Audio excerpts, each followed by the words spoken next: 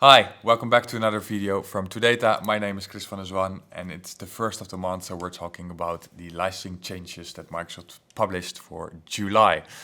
There are a few changes here and there. It took Microsoft a while to bring those online because normally when I log in here in Amsterdam CET region, then the product terms are already directly published, but we found them today only at around, 11-ish. So maybe they were waiting on some reviews internally. I don't know what it is. But nevertheless, the changes are there. Not only we found product terms changes, there are also some licensing changes. So let's zoom into what it is and which changes we find. The first change, similar to every month, is based on privacy and security teams. So Microsoft removed Cortana from its product list, which is very understandable because Microsoft Cortana was already retired beginning last year in 2023. They have added Azure AI Content Safety and Core Online Services to the list, to the core services list, I must say, because they didn't add that to the EU data boundary list, which is on the same page in the product terms. So that means that the data is not running only in the EU, but it's running in the US, most likely, or the different terms. Let me explain that a little bit, what that is, because Microsoft is doing that a lot, right? When they introduce new services, they first launch that out of their US tenants and their US environments.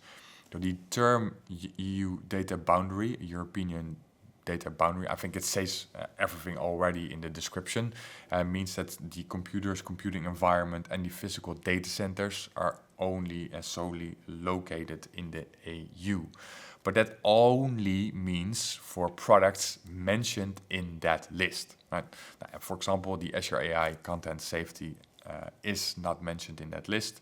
So that means that it's not solely stored in the EU region, but could also be outside of that, and most likely in the US. So that's important to know.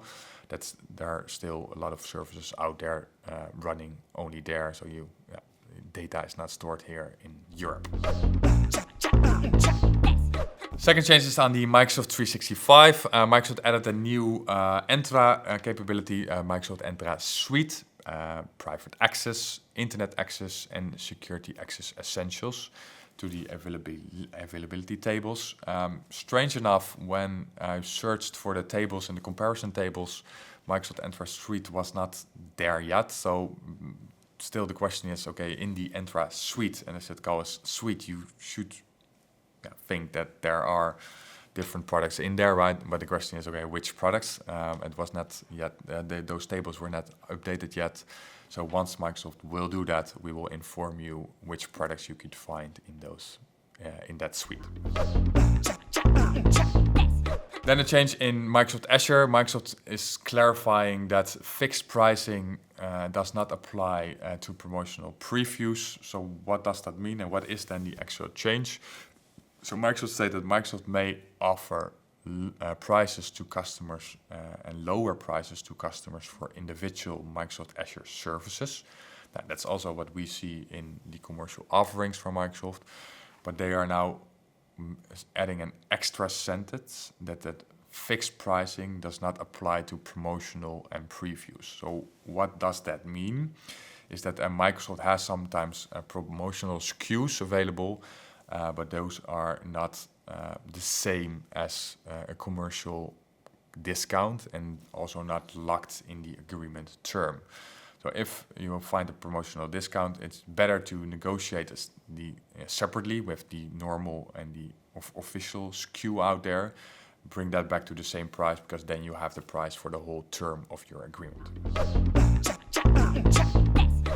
Two changes in the Microsoft Dynamics stack. Microsoft added the additional database capacity to its purchasing minimum table. That means that you now a minimum requirement of 1. So that's for tier 1 database, but for the tier 2, you need to have and buy a minimum of 1,000 quantity to be able to purchase the tier 2 database capacity for a lower price.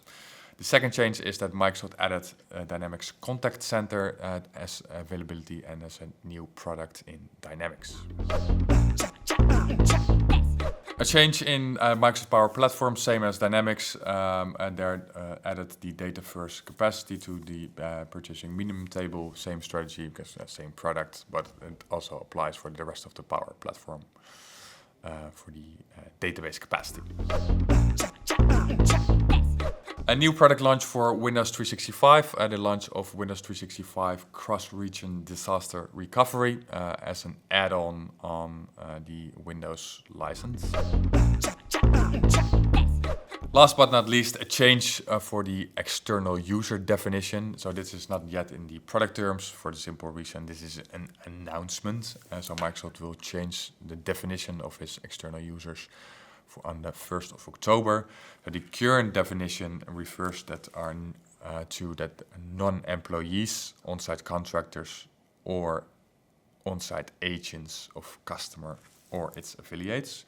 And the new definition will have more detail and will describe the new definition will refer to its users that are not employees of customer or his affiliates. B, contractors or agents that typically work for customer or its affiliates for more than 30 hours on an average week. And C, contractors or agents that typically work on-site for customer or its affiliates on each working day.